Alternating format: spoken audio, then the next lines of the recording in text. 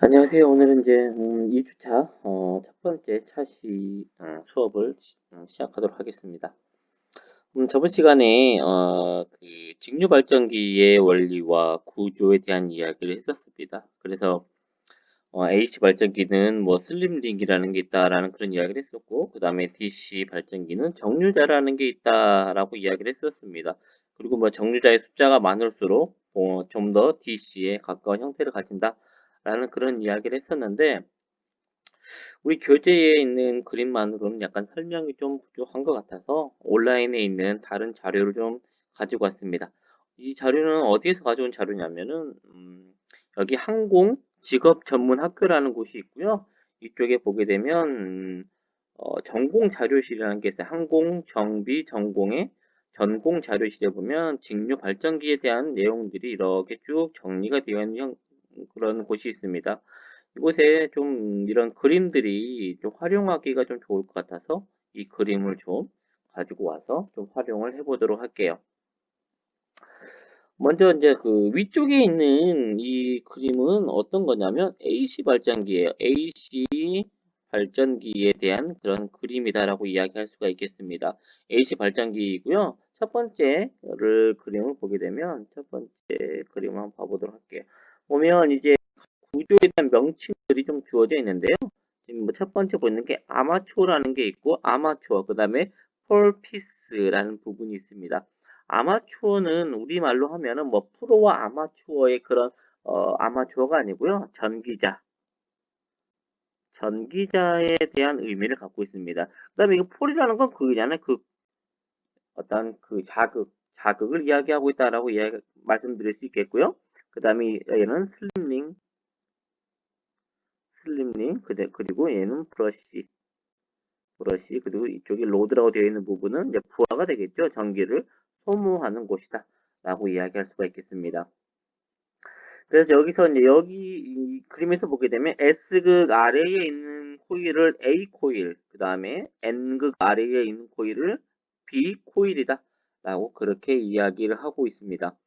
여기에서 이제 중요한 이야기는 이제 어떤 거냐면 A 코일은 지금 어디에 연결되어 있냐면 맨 앞쪽에는 얘를 1번이라고 할게요. 1번 슬림링에 연결이 되어 있는 형태이고요. 그 다음에 B 코일은 지금 2번 슬림링에 연결이 되어 있는 형태입니다. 내가 회전을 하더라도 지금 옆에 지금 두 번째 얘는 첫 번째 그림이고 두 번째 그림, 세 번째 그림을 봤을 때 지금 코일이 회전을 하고 있죠. 코일이 A가 이렇게 이제 시계 방향으로 이렇게 회전을 해서 S극 아래에 있던 A 코일이 이제 세 번째 그림에서 보게 되면 N극 아래로 이렇게 회전을 한 것을 확인해 볼 수가 있습니다. 회전을 하더라도 어떻더라? A 코일은 항상 어디에 연결되어 있습니까? A 코일은 항상 1번 코일에 연결되어 있고 B 코일은 항상 2번에 연결되어 있는 형태. 그 다음에 N극 아래에 가서도 A 코일은 항상 1번, B 코일은 항상 2번에 코일이 연결되어 있다. 슬림링에 이렇게 연결되어 있다. 그래서 AC는 회전을 하더라도 그 코일과 슬림링이 항상 어, 하나에서만 계속 연결이 되는 형태를 가지고 있는 것이 바로 AC 발전기의 가장 기본적인 형태이다라고 말씀드릴 수 있겠습니다. 여기에서 우리가 이제 플레밍의 오른손 법칙에 대해서 배웠으니까 이는 플레밍 오른손 법칙이 B, L, V라는 것이 플레밍의 오른손 법칙이었죠. 그래서 이 지금 첫 번째 그림에 대해서 한번 플레밍의 오른손 법칙을 한번 적용을 해보죠. 자속은 어디에서 나와서 어디로 가죠? 자속이라는 것은 N극에서 나와서 S극으로 향하게 되겠죠? N극에서 S극으로 향하는 자속 밀도가 있다. N극에서 나와서 대각선 방향으로 이렇게 N극에서 나와서 S극으로 향하는 자속 밀도가 존재를 하고 있습니다. 그리고 회전은 시계 방향으로 하고 있죠. 시계 방향으로 회전합니다. 시계 방향으로 회전을 하고 있어요. 그럼 코일이 이 S극 아래에서 봤을 때 위로 위쪽으로 향하는 형태가 되죠. 위쪽으로 향하는 그런 방향, 속도에 대한 방향 벡터를 가지게 된다는 것입니다. 위쪽으로 수직을 이루고 위쪽으로 속도 벡터를 가지게 됩니다. 그럼 여기에 플레밍 오른손 법칙을 한번 적용해 볼까요? 플레밍 오른손 법칙을 보게 되면 중지는 기전력, 그 다음에 검지는 자속 밀도, 그 다음에 엄지가 속도의 방향이 됩니다. 이렇게 해주게 되면 기전력의 방향이 어떻게 되느냐? 기전력의 방향은 앞쪽으로 이렇게 나오는 방향을 가지게 되겠네요. 앞쪽으로 나오는 방향. E, B, V. 이렇게 해서 앞쪽으로 나오는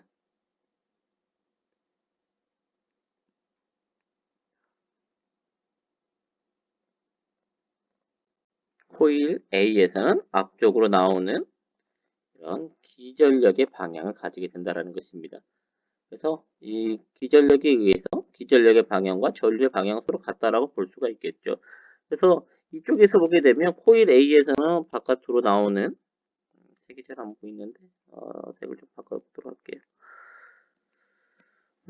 코일을 타고 외부로 나오는 전류의 방향을 가지게 되는 것입니다. 얘는 지금 코일 A에 대한 이야기죠. 코일 A에서 발생하는 그런 이제 기전력의 방향이 됩니다.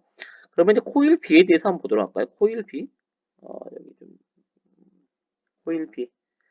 코일 B에 대해서 한번 보도록 하겠습니다. 코일 B에서 첫 번째 그림에서 코일 B의 기전력의 방향이 어떻게 되는지 보도록 할게요. 자속의 방향은 변화하지 않았죠. 자속의 방향은 마찬가지로 N극에서 나와서 S극으로 향하는 방향을 가지게 됩니다.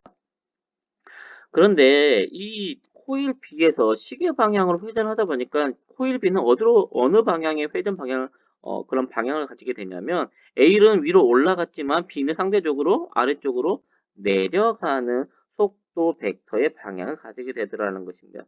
밑으로 내려가는 속도 벡터의 방향을 가지게 돼요. 그러면 이에 따라서 기전력의 방향을 플레밍의 오른손 법칙을 이용해서 EBV를 이용해서 방향을 계산해 보니까 EB 부위에서 보니까 앞에서 뒤쪽으로 들어가는 이렇게 뒤로 들어가는 기전력의 방향을 가지게 되고 기전력의 방향은 곧 어떤 방향이 된다? 전류의 방향이 된다는 것이 수직으로 이렇게. 그래서 코일 B에서는 전류가 어느 방향? 뒤로 들어가는 이런 전류의 방향을 가지게 된다는 것이죠. 그래서 전류가 이렇게 코일 B에서 안으로 들어가서 A를 이렇게 나오는 하나의 방향을 형성을 하게 됩니다. 그러면 외부에서 보면 A 코일은 지금 어디와 연결되어 있다라고 했죠? A 코일.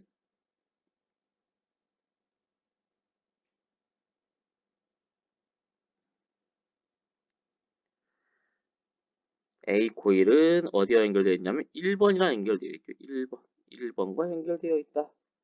라고 이야기할 수가 있겠습니다. 1번과 연결되어 있다.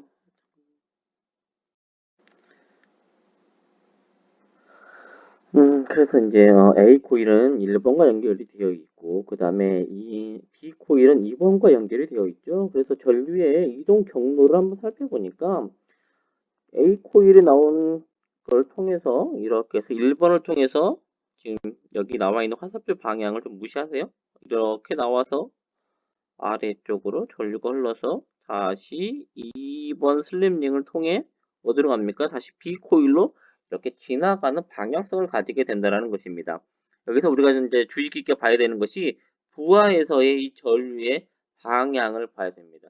지금은 아래쪽에서 약간 대각선 위로 올라가는 그런 방향을 가지고 있죠. 이런 방향성을 가지고 있다라고 말씀드릴 수 있겠고요. 그래서 이제 이게 시계 방향으로 돌아서 A 코일이 N극과 S극 사이 중간에 왔었을 때 중간에 오면 과연 어떤 현상이 벌어지는지에 대해서 한번 살펴보자 이겁니다.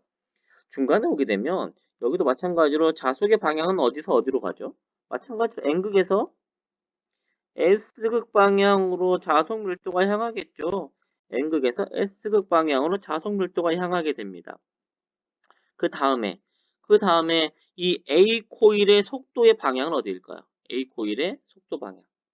A 코일의 속도 방향은 지금 시계 방향을 돌고 있으니까 이 순간의 방향은 이러한 방향을 가지게 되겠네요. 그래서 이걸 가지고 벡터도를 그려보니까 벡터도를 그려보면 자속 밀도의 방향 벡터, 그 다음에 속도의 방향 벡터는 어디? 반대 방향이네요. 반대 방향으로 V라는 속도 벡터를 가지게 됩니다. 그러면 전에 제가 말씀드렸던 것 중에 하나가 플레밍의 오른손 법칙을 벡터적으로 쓰면 어떻게 쓸 수 있다? V라는 벡터와 자속 밀도의 벡터의 크로스 연산이다라고 이야기를 했었죠. 그래서 이 식은 V, B, 사인, 세타의 크기를 가지게 됩니다. 근데 이 각도인 세타가 몇 도입니까? 각도인 세타가 180도의 각도를 가지게 돼요. 그럼 얘 얼마이죠? 예? 값이 0이죠. 그래서 이 N극과 S극 중간에 와버리게 되면 기전력이 얼마가 된다? 기전력은 2는 0이 나와버리게 됩니다. 제로의 크기를 가지게 되어서 기전력이 만들어지지 않아요. 기전력이 만들어지지 않는다는 것은 전류가 얼마이다? 전류가 0이다. 이 순간에 여기 부하에는 전류가 흐르지 않게 되는 것이죠. 전류가 흐르지 않게 됩니다. 그렇다면 이제 이 코일이 이제 한 반 바퀴 돌았다라고 해야 되겠죠. 반 바퀴를 돌아서 A 코일이 N극 아래로 왔었을 때로 한번 살펴보도록 할게요. 이랬을 때 자속의 방향은 N극에서 S극 방향으로 변화하지 않습니다. 자속 밀도의 방향 이렇게 코일 A에서에 대해서는 이야기를 먼저 하고 있는 거예요. N극에서 S극 방향의 자속 밀도의 방향을 가지게 된다. 그리고 여기서 속도의 방향은 어딜까요? A 코일의 속도가 이제는 아래쪽 방향으로 향한 속도 방향을 가지게 되겠네요. 아래쪽 방향으로 향하는 속도의 방향을 가지게 됩니다. 그러면 플레밍의 오른손 법칙에 의해서 기전력은 어디? 뒤쪽으로 향하는 기전력이 만들어지게 되고 기전력의 방향은 즉 뭐와 같다? 전류의 방향과 같아지게 되는 것이죠. 그래서 이때 A 코일에서는 안으로 들어가는 방향의 전류의 방향을 가지게 된다는 것입니다. 그 다음에 코일 B에 대해서 한번 보도록 하죠. 코일 B에서도 본다면 코일 B에서도 자속의 방향은 변하지 않겠죠. 자속의 방향은 변하지 않는데 이때 코일 B는 속도가 어느 방향이다? 위로 향하는 방향이 된다. 위로 향하는 속도 V의 방향이 되어서 이때 기전력의 방향은 앞쪽으로 나오는 기전력의 방향 그리고 즉 전류의 방향을 가지게 됩니다. 그러면 코일 B에서는 앞쪽으로 나오는 전류의 방향을 가지게 되겠네요. 그러면 코일 B는 어디와 연결되어 있습니까? 2번 슬립링과 연결이 되어 있죠. 그래서 전류가 이렇게 나와서 바깥쪽으로 나오는 전류의 방향을 가지게 될 것이고요. A 코일은 어디와? 1번 슬립링과 연결이 되어 있으니까 슬립 이쪽은 안으로 들어가는 전류의 방향을 가지게 됩니다. 그럼 결과적으로 이 부하의 전류의 방향이 아래쪽으로 향하는 방향성을 가지게 된다는 것이죠. 그래서 이 부하의 입장에서 보자면 이 전류의 방향이 어떻습니까? 전류의 방향이 이 위쪽으로 향하는 방향에서 아래쪽으로 향하는 방향으로 방향 전환이 일어나게 되죠.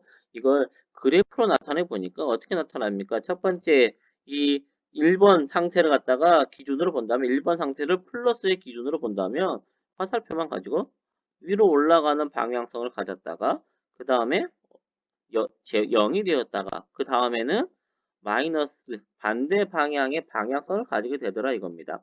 그래서 그 크기를 나타내 보니까 이러한 AC 그래프의 형태로 나타내게 되어서 이렇게 나타나는 것이 바로 뭐다? AC 발전기이다라는 것입니다.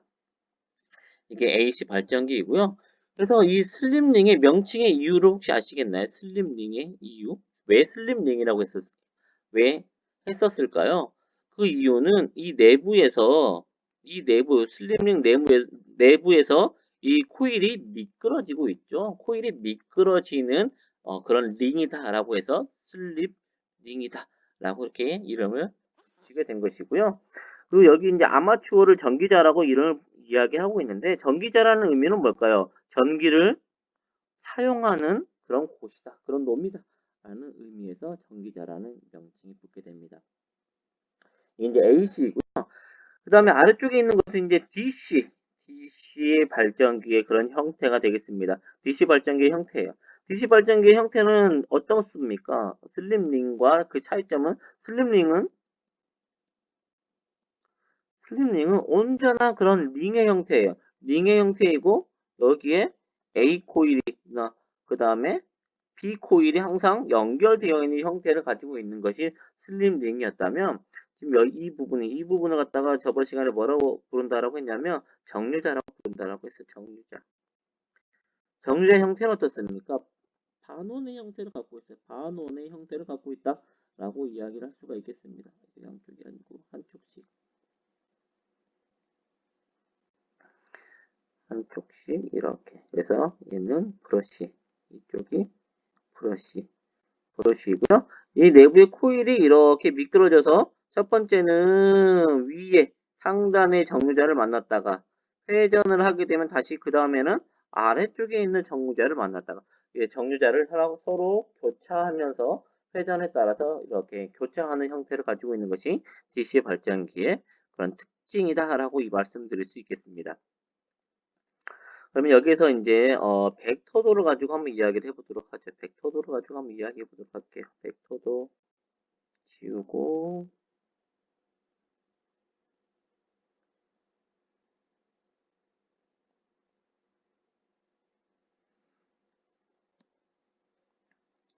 코일이 이렇게 S극 아래에 있었을 때 한번 보도록 하죠. S극 아래에 있었을 때 이렇게 빨간색으로 해야 좀 잘 보이겠네요. 이렇게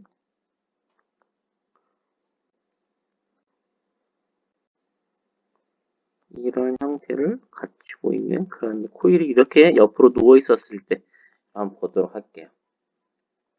지금 이쪽을 A라고 하고 A 코일 그 다음에 여기를 B 코일이다 라고 하도록 하겠습니다. A 코일 먼저 한번 상태를 한번 살펴보도록 하죠. 자속은 N극에서 나와서 S극 방향을 향하겠죠. N극에서 나와서 S극 방향을 향하는 자속 밀도의 방향을 가지게 되고 시계 방향으로 회전을 하게 되면 A 코일은 위로 향하는 이 속도 벡터의 방향을 가지게 되겠죠. 위로 향하는 속도 벡터의 방향을 가지니까 플레밍의 오르선 법칙에 의해서 EBV에 의해서 앞쪽으로 나오는 기전력의 방향을 가지게 됩니다. 그래서 이쪽에는 바깥쪽으로 나오는 잘 안 보이네요. 바깥쪽으로 나오는 어떤 색이 잘 보일까? 이 색깔이 잘 보이네요. 바깥쪽으로 나오는 전류의 방향을 가지게 됩니다. B 코일에서 보던 그 다음 얘는 코일 A에 대한 이야기고 코일 B에 대해서 한번 살펴보도록 하죠. 코일 B에서 본다면 자속 밀도의 방향은 변화하지 않지만 이제 B 코일에서는 속도의 방향이 아래쪽 방향이 된다는 것이죠. 아래쪽 방향이 되면서 속도의 방향이 아래쪽이 되면서 이때 발생하는 기전력의 방향은 뒤쪽 방향 되어서 이 전류의 방향을 만들게 됩니다. 그래서 B 코일에는 안쪽으로 들어가는 전류의 방향이 돼요. 그래서 만약에 여기에 이렇게 부하가 연결되어 있다고 한다면 전류가 위쪽 상단을 통해서 지금 이쪽이 상단이라는 게 상단을 통해서 이쪽 전류가 나와서 이렇게 통해서 안으로 들어가는 형태. 그래서 이 전류의 방향이 왼쪽으로 향하는 전류의 방향을 가지게 됩니다.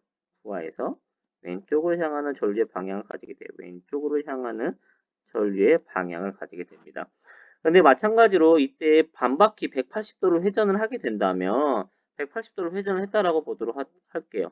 180도를 회전을 한다면 어떤 현상이 벌어질까요? 지금 이제 코일 A가 180도라서 이쪽이 이제 코일 A가 되겠죠. 이쪽이 코일 A가 되고 반대 방향이 코일 B가 된다라는 것입니다. 그럼 코일 A에서는 어떤 현상이 벌어지죠? 자속 밀도의 방향은 변화하지 않았지만 속도의 방향이 아래쪽 방향으로 변화하게 되는 것이고 이에 따라서 발생하는 기전력의 방향도 앞에서 뒤쪽으로 향하는 기전력의 방향을 가지게 됩니다. 그리고 코일 B에서도 본다면 자속 밀도의 방향은 변화하지 않았지만 속도의 방향이 코일 B니까 위로 올라가는 방향을 가지게 되겠죠. 위로 올라가는 방향을 가지게 되어서 위로 올라가는 그런 속도 V의 방향을 가지게 됩니다. 그래서 위로 올라갔기 때문에 기전력의 방향이 앞으로 나오는 기전력의 방향을 가지게 되고 이에 따라서 전류의 방향이 결정이 됩니다. 그러면 이때는 이제 초록색으로 한번 전류의 방향을 표시해 보도록 할게요. A 코일은 어떤 전류? 안으로 들어가는 전류가 되겠죠. 안으로 들어가는 전류의 방향이 되더라 이겁니다. A 코일에선 안으로 들어가는 전류의 방향이 되고 쭉 돌아서 B 코일은 어느 전류가 어느 방향? 앞으로 나오는 전류의 방향이 되더라라는 것이죠. 그래서 이쪽 코일을 통해서 보니까 나와서 이 여기를 통해서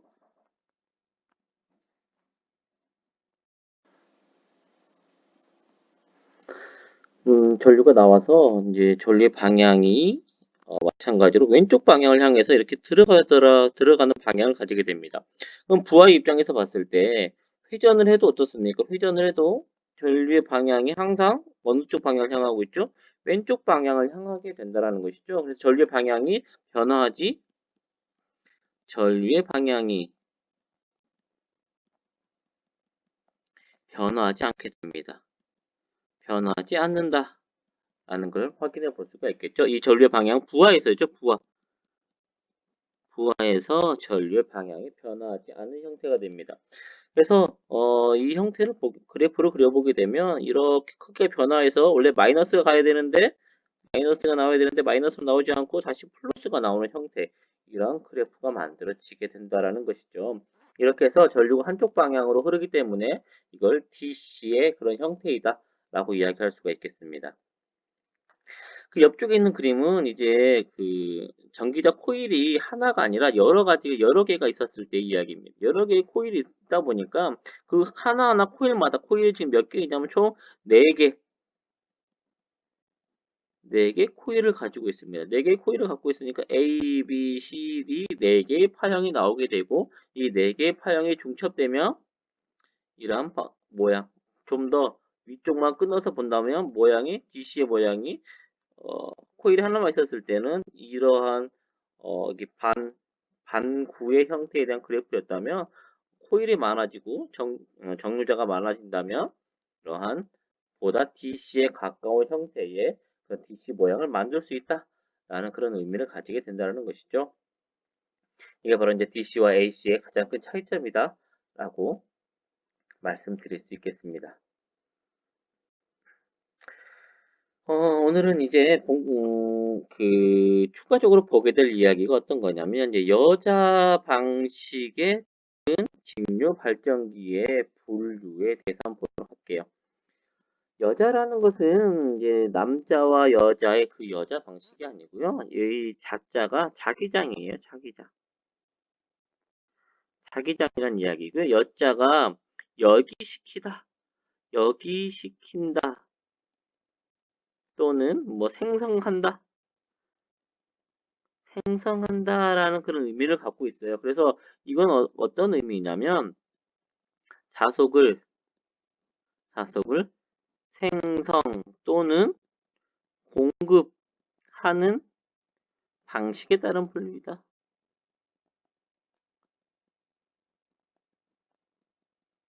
따른 분류이다. 라고 이야기할 수가 있겠습니다. 자속을 만드는 가장 쉬운 방법은 뭐가 있을까요? 가장 쉬운 방법은 어떤 거? 영구자석을 쓰면 되겠죠. 영구자석을 사용을 하면 됩니다. 영구자석을 사용하는 방법이 있을 것이고 두 번째는 예전에 뭐 초등학교 때 제가 이제 못에 코일을 감고 그 코일에 전류를 흘려서 만들었던 것 전자석을 이용하는 방법 두 가지 방법이 있겠죠. 영구자석을 쓸 것이냐 전자석을 쓸 것이냐 두 가지 형태가 있을 것입니다. 영구자석을 쓴다면 영구자석 형태는 자속을 제어할 수 있을까요? 자속 제어를 할 수가 없겠죠. 제어할 수가 없을 것이고 전자석은 전류를 제어해주면 뭘 바꿀 수 있습니까? 자속을 세기를 조절해 줄 수 있다라는 것. 이 방법은 뭐였냐면 비교사발에 의해서 우리가 살펴볼 수가 있겠죠. 비교사발의 법칙 DH는 4파이 R의 제곱분의 I 곱하기 미소 길이 곱하기 사인 세타. 그래서 전류에 따라서 뭘 조절해 줄 수 있다? 자기장의 세기를 조절해 줄 수 있다. 있게 됩니다. 그래서 일반적으로 어떤 제어가 필요하다라고 한다면 뭘 쓴다? 전자석의 형태를 사용을 하게 되겠죠. 연구자석은 따로 이렇게 제어를 할 수가 없다라고 말씀드릴 수 있겠습니다. 그러면 이제 전자석에 대한 이야기를 할 건데, 전자석에는 뭘 감아줍니까? 제가 이제 못에다 이렇게 코일을 감는다라고 했잖아요. 코일을 감아서 사용하게 되는데, 이 코일에다가 뭘 흘려줬죠? 전류를 흘려줬어요. 전류를 흘려줬는데, 이 전류가 뭘 생성하죠? 자기장을 생성해주게 됩니다. 자기장을 생성해줘요. 그래서 이 전류를 뭐라고 부른다? 여자 전류라고 부르고요. 그리고 여기에 전류를 흘려주는 것을 갖다가 여자다라고 이야기를 합니다. 그래서 여자라는 건 어떤 거냐면 계자 권선에 전류를 흘리는 것이다. 그런 의미를 갖고 있는 것이 여자이다라고 말씀드릴 수 있겠네요. 여기에서 또 처음 보는 용어가 하나 나오네요. 계자라는 게 있어요. 계자. 계자라는 것은 이제 어떤 부분이냐면, 크게, 전동기나 발전기는 크게 두 가지 형태의 부분이 있습니다. 자기장을 공급하거나 공급하는 부분이 있고요. 또는 이 자기장을 이용해서 전기를 이용하거나 또는 전기를 생성하는 부분이 있어요. 그래서 자속을 공급하는 부분을 뭐라고 부르냐면 계자라고 부르고요. 전기를 이용하거나 생성하는 부분을 전기자라고 부릅니다. 그래서 계자라는 것은 자기장을 만드는 곳이다. 자기장을 생성하는 부분에 있는 권선에 전류를 흘려주는 것을 갖다가 여자라고 합니다. 그러면 이 여자를 어떻게 하느냐? 여자를 자기 스스로 공급을 할 것이냐, 이 여자 전류를 주는데 스스로 공급할 것이냐, 또는 외부에서 공급을 받을 것이냐, 두 가지 형태로 나누어 볼 수가 있겠죠. 스스로 한다라는 것은 스스로 공급한다라고 해서 여자 방식이라고 합니다. 외부 공급은 뭘까요? 외부에서 다른 부분에서 왔다라고 해서 여자 방식이라고 부르게 되는 것이죠. 그래서 크게 여자 방식에 따라서 타여자와 좌여자 발전기로 이렇게 나누어 볼 수가 있습니다. 타여자 발전기에 대해서 본다면 여자 전류를 다른 직류 전원에서 공급받는 방식이다 라고 이야기할 수가 있겠고요. 좌여자는 스스로 공급하는 방식이고요. 그래서 이 계자 권선하고 전기자 권선이 어떻게 연결되어 있느냐에 따라서 병렬이면 분권, 이게 지금 오타가 나는데요. 직렬이면 직권, 그 다음에 직렬과 병렬이 혼합되어 있으며 복권이다라고 그렇게 이야기를 하게 됩니다. 아래쪽에 그림을 가지고 한번 좀 더 살펴보도록 할게요. 지금 이쪽 부분은 어느 부분이냐면 이쪽 부분이 바로 이제 계자 부분입니다. 계자 부분이고요. 계자 부분이다라고 볼 수가 있겠습니다. 계자 부분하고 그 다음에 이쪽 부분이 전기자 부분이에요. 전기자 부분이 서로 지금 분리가 되어 있죠. 분리가 되어 있어서 이 계자에 흐르는 전류가 자기 스스로 공급해 주는 게 아니라 외부 별도의 전원에서 공급해 주고 있기 때문에 이 방식을 타여자 방식이라고 부르는 것이고요. 분권은 계자 권선과 전기자 권선이 서로 지금 어떤 연결? 병렬 연결이죠. 병렬 연결이기 때문에 분권이다라고 부를 수 있습니다. 직권은 지금 어떤 연결인가요? 전기자와 계자가 서로 지금 직렬 연결이기 때문에 직권이다라고 이야기할 수가 있겠고요. 그 다음에 복권, 지금 이 아래쪽에 있는 부분은 내복권, 그 다음에 외복권에 대한 이야기인데요. 복권, 그래서 얘 전기자와 직렬로 연결되어 있는 권선도 있고 병렬로 연결되어 있는 권선, 두 가지의 권선을 다 가지고 있다라고 해서 복권이다라고 부르게 되는데, 내복권은 직권권선 내부에 분권이 있다라고 해서 내복권이다라고 부르게 되고요. 그리고 외복권은 직권권선 외부에 분권권선이 있다라고 해서 외복권이다라고 이렇게 명칭을 붙이게 됩니다. 이에 대한 자세한 특성은 다음 시간에 살펴보도록 할게요. 오늘 여기서 마치도록 하겠습니다.